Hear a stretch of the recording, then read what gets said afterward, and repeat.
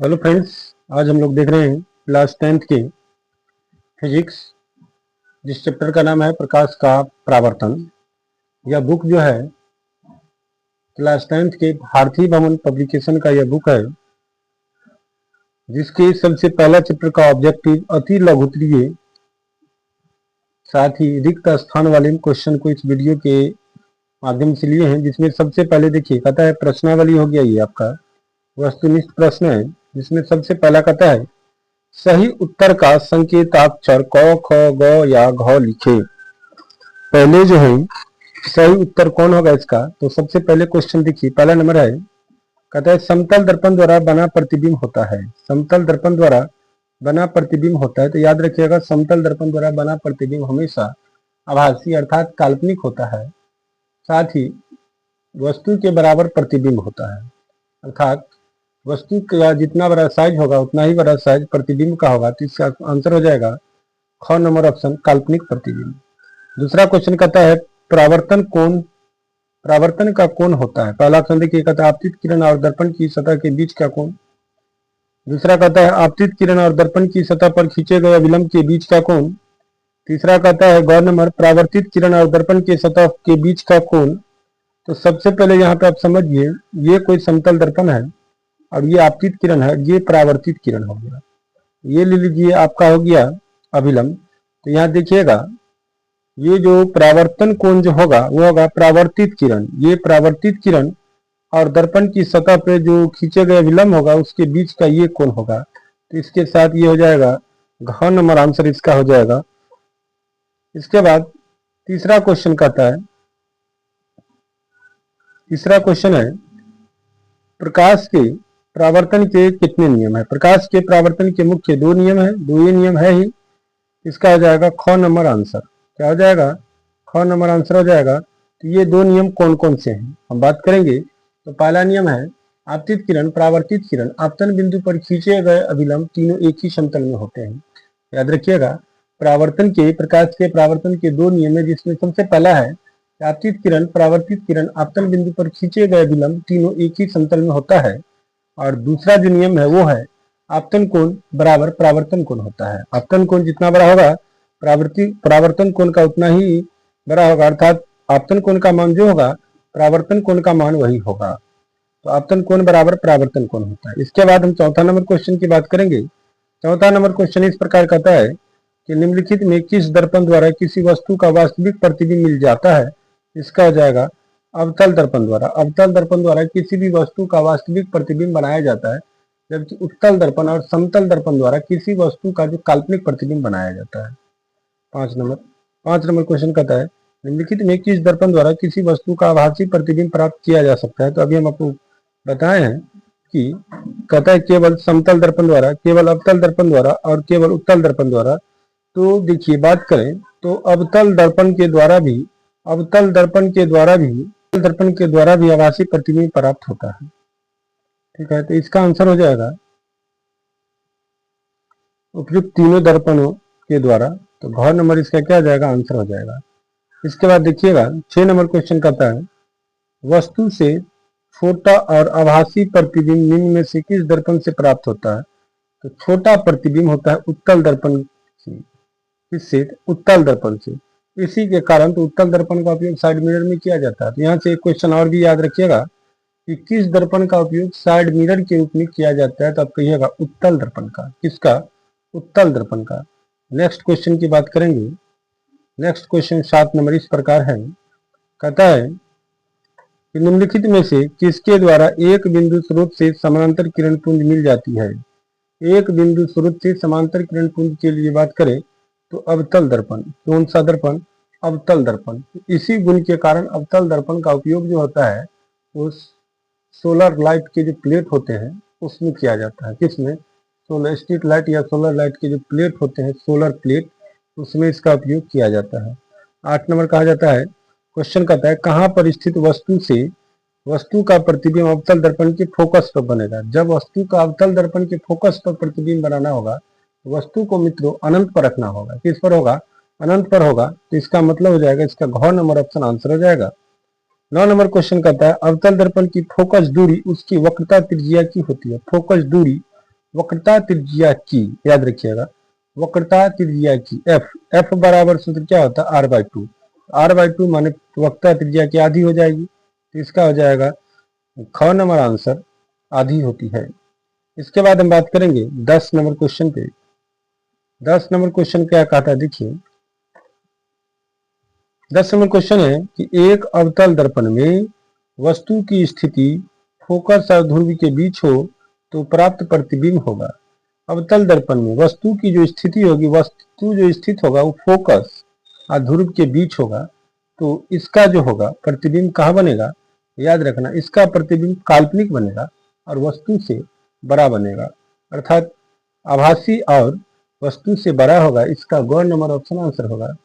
11 number कहता है किसी अवतल दर्पण द्वारा आभासी सीधा और आवर्तित प्रतिबिंब तक बनता है जब वस्तु की स्थिति होगा। कब बनेगा, तो ध्रुव और फोकस के बीच जब वस्तु होगा तब बनेगा, तो इसका आंसर हो जाएगा घ नंबर आंसर, घ नंबर ऑप्शन, दर्पण के ध्रुव तथा उसके फोकस के बीच। अगला क्वेश्चन है मोटरसाइकिल के चालक के सामने लगा रहता है। आपको पहले बताएं चालक के सामने अर्थात साइड मिरर का उपयोग होता है उत्तल दर्पण। कौन सा दर्पण, उत्तल दर्पण, तो इसका हो जाएगा ख नंबर ऑप्शन आंसर। क्या हो जाएगा, ख नंबर ऑप्शन आंसर हो जाएगा। इसके बाद आपका नेक्स्ट क्वेश्चन है 13 नंबर, कहता है उत्तल दर्पण द्वारा बना प्रतिबिंब होता है। उत्तल दर्पण द्वारा जो बना प्रतिबिंब होता है वो होता है काल्पनिक और सीधा, जिसको हम आभासी और सीधा भी कर सकते हैं। इसका आ जाएगा ख number option answer. 14 number question है उत्तल दर्पण द्वारा बना प्रतिबिंब होता है, याद रखना काल्पनिक सीधा होता है, और साथ में यहाँ भी कहता है उत्तल दर्पण द्वारा बना प्रतिबिंब होता है, तो हमेशा क्या होता है, जब ये काल्पनिक होगा हमेशा तो हमेशा सीधा बनेगा, तो इसका हो जाएगा क नंबर आंसर। क्या हो जाएगा, क नंबर।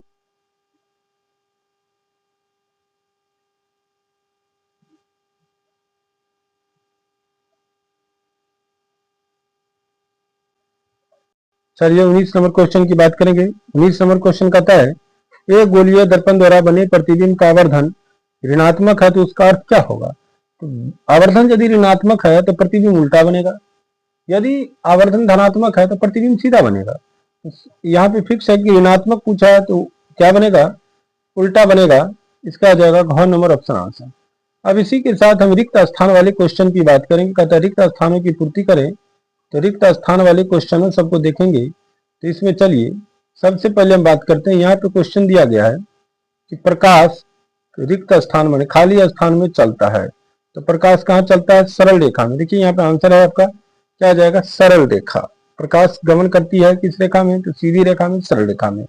दूसरा क्वेश्चन कहता है, यहाँ से भी आपको ऑप्शन के साथ ऑब्जेक्टिव मिलेगा बोर्ड एग्जाम में, तो इसको भी हम देख लेते हैं। यदि किसी दर्पण द्वारा बने प्रतिबिंब का आकार हमेशा वस्तु के आकार के बराबर है, प्रतिबिंब का आकार जितना बड़ा होगा वस्तु का आकार उतना ही बड़ा यदि हो, तो हमेशा क्या होगा, समतल दर्पण होगा। क्या होगा, समतल दर्पण होगा। अब यहाँ से बात करें तीसरा नंबर क्वेश्चन पे कि खाली स्थान प्रतिबिंब पर्दे पर प्राप्त किया जाए। अब बात समझिए कि प्रतिबिंब जो होते हैं दो होते हैं, एक होता है आभासी या काल्पनिक प्रतिबिंब, दूसरा वास्तविक प्रतिबिंब। वास्तविक प्रतिबिंब को पर्दे पर प्राप्त कर सकते हैं, वास्तव में है वो, तो इसको पर्दे पर प्राप्त कर सकते हैं, जबकि काल्पनिक या आभासी प्रतिबिंब को पर्दे पर प्राप्त नहीं कर सकते हैं। तो यही पूछता है कि प्रतिबिंब को पर्दे पर प्राप्त किया जा सकता है, किस प्रतिबिंब को, तो वास्तविक प्रतिबिंब को। चौथा नंबर क्वेश्चन कहता है किसी दर्पण में आपतन कोण हमेशा कोण के बराबर होता है। तो आपको हम बताएं परावर्तन के दूसरा नियम जो होता है वो क्या करता है, आपतन कोण बराबर परावर्तन कोण होता है। तो आपतन कोण हमेशा किसका होगा, परावर्तन कोण के बराबर होगा, तो इसका आंसर सटीक दिया है परावर्तन कोण। 5 नंबर क्वेश्चन है गोलीय दर्पण के ध्रुव से फोकस तक की दूरी को क्या कहते हैं। गोलीय दर्पण के ध्रुव से फोकस तक की दूरी को फोकस दूरी कहते हैं, तो इसका आंसर हो जाएगा रिक्त स्थान में फोकस दूरी। इसके बाद हम बात करेंगे अगले रिक्त स्थान वाले क्वेश्चन की बात करेंगे। तो चलिए अगले 6 नंबर कहता है, 6 नंबर रिक्त स्थान है गोलीय दर्पण की वक्रता त्रिज्या उसकी फोकस दूरी की। वक्रता त्रिज्या पहले है, मैंने आर पहले दिया है, आर बराबर मित्रों क्या होता है 2f। क्या होता है 2f। तो फोकस दूरी की क्या है, दुगुनी है, तो इसमें हो गई दुगुनी। यदि यहाँ पे पहले फोकस दूरी दिया रहता तो होता आधी, यहाँ पे पहले वक्रता त्रिज्या दिया तो आर बराबर 2f होता है, तो दुगुनी होगी। 7 नंबर क्वेश्चन है दर्पण में वास्तविक और आभासी दोनों प्रकार के प्रतिबिंब बन सकते हैं। याद रखना, केवल अवतल दर्पण ही एक ऐसा दर्पण है जिसमें अवतल दर्पण ही एक ऐसा दर्पण है जिसमें वास्तविक और आभासी दोनों प्रकार के प्रतिबिंब बनता है। तो इसका आंसर हो जाएगा अवतल दर्पण। अगला क्वेश्चन है 8 नंबर, उत्तल दर्पण द्वारा वास्तविक वस्तु के केवल प्रतिबिंब बनते हैं। उत्तल दर्पण में केवल आभासी प्रतिबिंब ही बनता है। तो इसका आंसर हो जाएगा आभासी प्रतिबिंब। 9 नंबर क्वेश्चन कहता है, जब कोई किरण दर्पण के फोकस की दिशा में आपतित होती है, जब कोई किरण दर्पण के फोकस की दिशा में आपतित होती है तो वह दर्पण के बाद दर्पण की मुख्य अक्ष के निकलती है तो समानांतर निकलती है। किससे निकलती है? समानांतर निकलती है। 10 नंबर क्वेश्चन है, निर्देशांक चिन्ह परिपाटी के अनुसार आपतित प्रकाश की दिशा में मापी गई सभी दूरियां होती है। आपतित प्रकाश की दिशा में जिस तरफ से प्रकाश आ रही है उस तरफ की मापी गई दूरियां हमेशा धनात्मक होती है। क्या होती है? धनात्मक होती है। इसके बाद हम बात करेंगे नेक्स्ट जो है 11 नंबर क्वेश्चन है, और इसके साथ अति लघुत्तरीय क्वेश्चन भी हम देखेंगे। तो चलिए 11 नंबर का था, सभी दूरियां गोलीय दर्पण से मापी जाती है। तो कहां से मापी जाएगी? ध्रुव से। कहां से? ध्रुव से, याद रखिएगा। 12 नंबर, निर्देशांक चिन्ह परिपाटी के अनुसार अवतल दर्पण की फोकस दूरी होती है। निर्देशांक चिन्ह परिपाटी में अवतल दर्पण की फोकस दूरी और वक्रता त्रिज्या ऋणात्मक होती है। याद रखना, अवतल दर्पण की फोकस दूरी और वक्रता त्रिज्या ऋणात्मक होती है। उत्तल दर्पण की फोकस दूरी और वक्रता त्रिज्या धनात्मक होती है। अगला क्वेश्चन है 13 नंबर, प्रतिबिंब की ऊंचाई वस्तु की ऊंचाई के अनुपात को क्या कहते हैं? तो प्रतिबिंब की ऊंचाई वस्तु की ऊंचाई के अनुपात को कहा जाता है आवर्धन। क्या कहा जाता है? आवर्धन, जिसको m से सूचित किया जाता है। अब यहाँ पे देखिए, कहता है आवर्धन का धनात्मक मान प्रतिबिंब इंगित करता है। यदि धनात्मक मान है तो आभासी है। क्या है? आभासी प्रतिबिंब है। किस प्रकार का प्रतिबिंब है? आभासी प्रतिबिंब है। और प्रतिबिंब किस प्रकार का बनेगा? तो हमेशा सीधा बनेगा। यदि ऋणात्मक मान होता तो वास्तविक प्रतिबिंब बनता, और प्रतिबिंब किस प्रकार का बनता? तो हमेशा उल्टा बनता। इसके बाद 15 नंबर क्वेश्चन कहता है, सौर ऊर्जा को संचित करने के लिए दर्पणों में उपयोग होता है। पहले ही आपको बताए हैं वो विकल्पीय क्वेश्चन में कि ऐसा क्वेश्चन जो होता है सौर ऊर्जा के बारे में, सोलर प्लेट के बारे में, उसमें अवतल दर्पण का उपयोग होता है। किसका होता है? अवतल दर्पण का उपयोग होता है। इसका देखिए, आर जो आपका दिया है मित्रों 32 दिया है। कितना दिया है? 32 दिया है। फोकस दूरी एफ निकालना है। एफ बराबर r/2 हो जाएगा। तो 32 को काट दीजिए 2 से, तो 32/2 काट दीजिए, 16 दूना 32 हो जाएगा। तो इसमें क्या हो जाएगा? 16 cm हो जाएगा। कितना हो जाएगा? 16 cm। नेक्स्ट क्वेश्चन की बात करेंगे। 17 नंबर क्वेश्चन देख लीजिए। कहता है, एक बिंदु वस्तु का वास्तविक प्रतिबिंब बन सकता है केवल एक डॉट दर्पण द्वारा ही। तो केवल वास्तविक प्रतिबिंब किसके द्वारा बनेगा? तो केवल अवतल दर्पण के ही द्वारा बनेगा। समतल और उत्तल के द्वारा तो केवल आभासी प्रतिबिंब बनता है, वास्तविक केवल अवतल के द्वारा ही बनता है। इसके बाद हम बात करेंगे अति लघुत्तरीय क्वेश्चन, जिसका आपको इंतजार था, आ चुका है। चलिए अति लघुत्तरीय क्वेश्चन में सबसे पहला देखिए क्या कहता है। कहता है, समतल दर्पण पर पड़ने वाले एक ही प्रकाश किरण की कितनी परावर्तित किरणें हो सकती हैं? तो समतल दर्पण पर पड़ने वाली प्रकाश की जो किरण होती है वो निम्नलिखित रूप से 2 प्रकार की हो सकती है। परावर्तित किरणें कितने प्रकार की हो सकती है? 2 प्रकार की। पहला होगा आपतित किरणें और दूसरा हो जाएगा परावर्तित किरणें। क्या हो जाएगी? आपतित किरणें और दूसरा हो जाएगा परावर्तित किरणें। दूसरा क्वेश्चन कहता है, समतल दर्पण पर लंबवत पड़ने वाली किरण किस प्रकार परावर्तित होती है? तो समतल दर्पण पर पड़ने वाले लंबवत प्रकाश की किरण परावर्तन के बाद उसी पथ पर या उसी माध्यम में लौटकर चली जाती है, वापस लौट जाती है। तीसरा क्वेश्चन कहता है आपका, समतल दर्पण पर अभिलंब आपतन के लिए परावर्तन कोण का मान कितना होता है? तो याद रखें, अभिलंब आपतन कोण के लिए, अभिलंब आपतन के लिए, अभिलंब माने सीधा जब आएगा समतल दर्पण पर तो कितना डिग्री होगा भाई? 90 डिग्री होगा। अब तो वही है, समतल दर्पण पर अभिलंब आपतन कोण के लिए परावर्तन कोण का मान 90 डिग्री है। कितना डिग्री है? 90 डिग्री है। नेक्स्ट क्वेश्चन कहता है, प्रकाश के परावर्तन के कितने नियम हैं? तो प्रकाश के परावर्तन के 2 नियम हैं, पहले भी आपको बता चुके हैं। इसके बाद नेक्स्ट क्वेश्चन की बात करेंगे। नेक्स्ट क्वेश्चन इस प्रकार से है, देखिए कहता है, समतल दर्पण से वस्तु की दूरी और प्रतिबिंब की दूरी में संबंध होता है। तो समतल दर्पण की यह विशेषता है कि वस्तु दर्पण से जितनी दूरी पर वस्तु स्थित होगी उतनी ही दूरी पर प्रतिबिंब स्थित होगी, अर्थात समतल दर्पण में वस्तु की दूरी बराबर प्रतिबिंब की दूरी होती है। यही इसका आंसर हो जाएगा कि वस्तु की दूरी बराबर प्रतिबिंब की दूरी। 6 नंबर क्वेश्चन कहता है गोलीय दर्पण कितने प्रकार के होते हैं, उनके नाम लिखें। तो गोलीय दर्पण 2 प्रकार के होते हैं, एक होता है अवतल दर्पण, एक होता है उत्तल दर्पण। यही हो गया, गोलीय दर्पण 2 प्रकार के होते हैं, अवतल दर्पण और उत्तल दर्पण।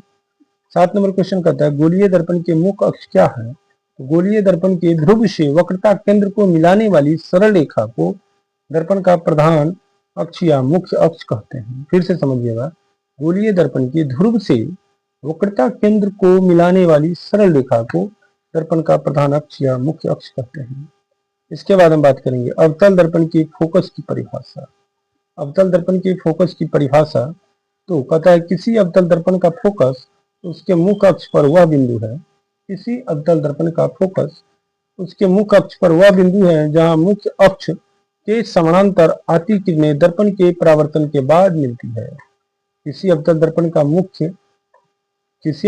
का फोकस उसके मुख्य अक्ष का पर वह बिंदु है जहां मुख्य अक्ष के समानांतर आती किरणें दर्पण के परावर्तन के बाद क्या होती है, मिलती है। 9 नंबर कहता है गोलीय दर्पण की फोकस दूरी f और वक्रता त्रिज्या में संबंध क्या है, f और r में, तो f बराबर r/2 हो जाएगा। f और r में क्या हो जाएगा, f बराबर r/2। 10 नंबर एक दर्पण का नाम बताइए जो वस्तु का सीधा और आवर्धित प्रतिबिंब देता है। तो ये हो जाएगा समतल दर्पण। समतल दर्पण, सीधा और आवर्धित प्रतिबिंब। इसके बाद हम बात करेंगे 11 नंबर क्वेश्चन के। 11 नंबर क्वेश्चन इस प्रकार है, अतः एक अवतल दर्पण द्वारा आभासी प्रतिबिंब बनने के लिए वस्तु का स्थान कहाँ होना चाहिए। तो याद रखना, आभासी प्रतिबिंब बनने के लिए वस्तु का स्थान ध्रुव और फोकस के बीच होना चाहिए, एफ और सी के बीच होनी चाहिए, एफ और सी के बीच होनी चाहिए। इसका आंसर हो जाएगा कि एक अवतल दर्पण द्वारा आभासी प्रतिबिंब बनाने के लिए वस्तु या बिंब को ध्रुव और फोकस के बीच होना चाहिए। 12 नंबर क्वेश्चन कहता है यदि कोई वस्तु किसी अवतल दर्पण के वक्रता केंद्र पर रखी हो तो उसका प्रतिबिंब कहाँ और कैसे बनेगा। जब हम वस्तु को वक्रता केंद्र पर रखेंगे तो उसका प्रतिबिंब जो होगा मित्रों वास्तविक बनेगा, उल्टा बनेगा और वस्तु के आकार से बड़ा बनेगा। और ये बनेगा कहाँ पे, तो बात करें तो वक्रता केंद्र पर ही बनेगा, वक्रता केंद्र पर ही बनेगा। इसका प्रतिबिंब वास्तविक, उल्टा और वस्तु के आकार के बराबर का बनेगा। जब वक्रता केंद्र पर रहेगा, सी पे रहेगा तो सी पर ही बनेगा। जितना बड़ा वस्तु रहेगा उतना ही बड़ा प्रतिबिंब बनेगा, बल्कि वास्तविक बनेगा और वस्तु की अपेक्षा उल्टा बनेगा। 13 नंबर कहता है वस्तु की दूरी का चिन्ह क्या होगा जब अवतल दर्पण के सामने वस्तु को रखा जाए। तो अवतल दर्पण में वस्तु दूरी क्या होता है, ऋणात्मक होता है। क्या होता है, ऋणात्मक होता है, ऋणात्मक हो जाएगा। एक न्यूमेरिकल है आपका 14 नंबर में। जब हम एक अलग से वीडियो जब बनाएंगे आपको बताएंगे तो उसमें हम केवल न्यूमेरिकल ही बताएंगे भारतीय भवन का। तो चलिए उसको हम छोड़ देते हैं और 15 नंबर पे चलते हैं। 15 नंबर क्वेश्चन कहता है अवतल दर्पण से किस दूरी पर एक वस्तु को रखा जाए कि प्रतिबिंब का आकार वस्तु के आकार के बराबर होगा। अवतल दर्पण की किस दूरी पर वस्तु को रखा जाए, याद रखिएगा वक्रता केंद्र पर जब हम रखेंगे तो प्रतिबिंब वक्रता केंद्र पर बनेगा। इसका आंसर हो जाएगा दर्पण के वक्रता केंद्र पर। 16 नंबर किस गोलीय दर्पण में केवल काल्पनिक प्रतिबिंब बनता है। तो किस गोलीय दर्पण का भाग हो जाएगा उत्तल दर्पण। कौन सा दर्पण, उत्तल दर्पण। 17 कहता है क्या एक उत्तल दर्पण किसी वस्तु का वास्तविक प्रतिबिंब बना सकता है। तो नहीं, ये बना सकता है कौन, अवतल दर्पण। 18 नंबर क्वेश्चन कहता है f बराबर -15 cm है तो कौन सा दर्पण होगा, अवतल या उत्तल। तो फोकस दूरी ऋणात्मक होता है अवतल का, तो अवतल दर्पण होगा। और यदि उत्तल धनात्मक रहता था उत्तल दर्पण हो जाता। इसका आंसर हो जाएगा अवतल दर्पण। इसके बाद हम बात करेंगे गोलीय दर्पण की आवर्धन की परिभाषा। कहता है प्रतिबिंब की ऊंचाई और वस्तु की ऊंचाई के अनुपात को आवर्धन कहते हैं। आवर्धन को m से सूचित करते हैं। m बराबर हो जाएगा प्रतिबिंब की ऊंचाई बट्टे वस्तु की ऊंचाई। यदि आप प्रतिबिंब की ऊंचाई को h डैश और वस्तु की ऊंचाई को h मान लेते हैं तो m बराबर h डैश बट्टे क्या आ जाएगा h।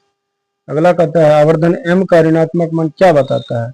तो आवर्धन m का ऋणात्मक मान यह बताता है कि प्रतिबिंब वस्तु की अपेक्षा उल्टा बनता है और प्रतिबिंब वास्तविक है। कैसा है? वास्तविक है। इसके बाद देखिए ये फिर न्यूमेरिकल आ गया, तो इसमें तो बहुत आसान है कि यहाँ r बराबर 20 सेमी दिया है, तो r जो होगा वो f का दुगुना होता है और f जो होता है r का आधा होता है। तो f निकालना है तो r का आधा कर दीजिए, 20 है तो इसका कितना हो जाएगा 10, तो 10 आंसर हो जाएगा। इसके बाद कहता है 22 नंबर, उत्तल दर्पण के एक उपयोग को लिखें। उत्तल दर्पण का एक उपयोग हो जाएगा साइड मिरर के रूप में। फिर 23 नंबर कहता है कि फोकस दूरी निकालना है, 32 दिया वक्रता त्रिज्या, तो वक्रता त्रिज्या का आधा फोकस दूरी है, तो 32 का आधा 16, आंसर हो जाएगा इसका HCM में। काल्पनिक प्रतिबिंब से आप क्या समझते हैं? कहता है किसी बिंदु स्रोत से आती किरणें परावर्तन के बाद जिस बिंदु से आती हुई प्रतीत होती है उसे इस बिंदु स्रोत का काल्पनिक प्रतिबिंब कहते हैं और यह दर्पण में उत्तल दर्पण में बनता है। किसमें बनता है? उत्तल दर्पण में। 25 नंबर कहता है समतल दर्पण में आवर्धन m बराबर +1 का क्या अर्थ है? तो समतल दर्पण में आवर्धन +1 का अर्थ है कि प्रतिबिंब का आकार वस्तु के आकार के बराबर है और धनात्मक चिन्ह यह बताता है कि वस्तु के सापेक्ष प्रतिबिंब सीधा बनता है। वस्तु के सापेक्ष प्रतिबिंब कैसा बनता है? तो सीधा बनता है। इसके बाद चलेंगे हम नेक्स्ट में। नेक्स्ट हमारा क्या कहता है देखिएगा, 26 नंबर क्वेश्चन है। 26 क्या कहता है, एक गोलीय दर्पण जिसका वक्रता केंद्र C है पर एक किरण ACB आपतित होती है, यह किस दिशा में परावर्तित होगी? तो याद रखना यह जो होगा दर्पण के लंबवत परावर्तित होगा। किसके होगा? दर्पण के लंबवत। 27 कहता है अवतल दर्पण के कोई दो उपयोग लिखिए। तो अवतल दर्पण का पहला उपयोग हो जाएगा हजामती दर्पण या दाढ़ी बनाने के लिए, और दूसरा टॉर्च, वाहनों की हेडलाइट, सर्च लाइट इत्यादि के परावर्तकों के रूप में इसका उपयोग किया जाता है। इसके बाद हम नेक्स्ट वीडियो अगले पार्ट में लेकर आएंगे।